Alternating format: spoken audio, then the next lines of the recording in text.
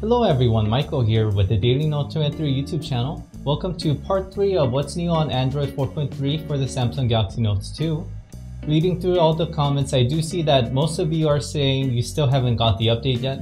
Well, just a stab in the dark. It could be that the updates are still being worked on. I personally had to reinstall about a dozen apps after the update because the update process didn't go so smoothly. So hopefully by the time you guys get it, the update process will be trouble-free. In the meantime, let's check out what new changes you might see after you get the update.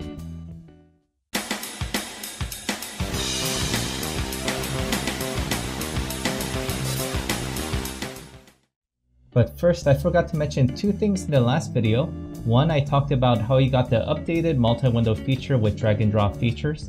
They've also changed how this works. When you drag the middle bar all the way up, it readjusts itself there, but when you do it again, the app is fully maximized.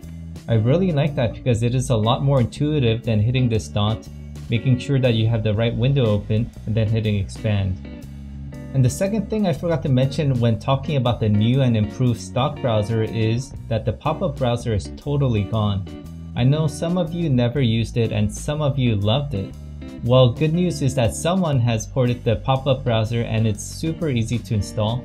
I'll provide the link in the comments on where to download it. It looks like the pop-up browser that you are used to with some improvements. Or you can go to the Google Play Store to search for pop-up browser and find many alternatives that are more featured but maybe not as clean looking. So today I want to show you a couple of new things, and this is one of my favorite new things about Android 4.3. The 2-finger notification bar drag. So this is the 1-finger drag, then 2 fingers, 1 finger again, 2 fingers. But did you know that you could do this? Drag down with 1 finger, and as you are dragging you can touch the blue line and this will happen. A little hidden animation to reveal the same menu you see when you drag with 2 fingers. What is this useful for? Maybe 1 finger drag to drag notifications and do a touch to access all the toggles when necessary. Or maybe you meant to drag with 2 fingers and instead of starting over, just simply touch the blue line. On to the next thing, you can see the change on how automatic brightness is displayed.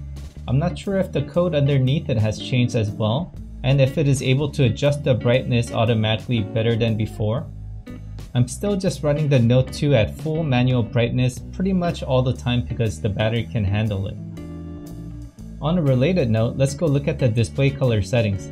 Here's a shortcut to the display settings. Just long tab on the screen rotation icon to go to the display settings.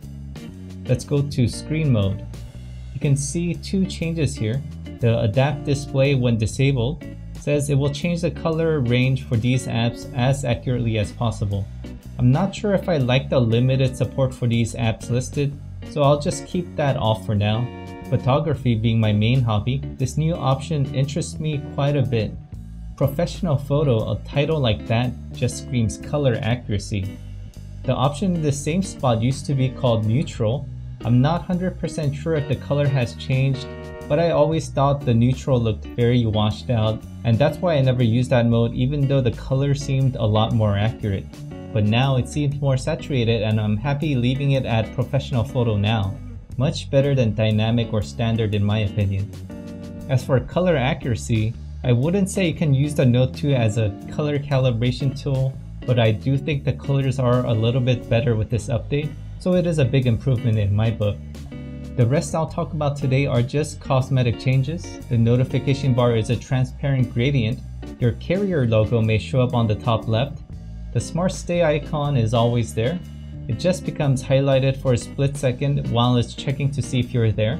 If you don't have Smart Stay enabled, I recommend you use it. It is a great feature.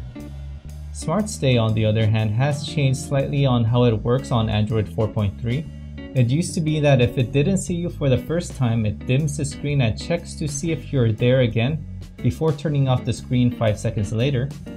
Now, once it goes dim, it does not check to see if you're there. You have to touch the screen within 5 seconds before it turns off. At first I didn't like this, but it makes sense. When you see it go dim, you normally would just tap on the screen anyway and not wait around in front of the camera for a few seconds to make it brighter again.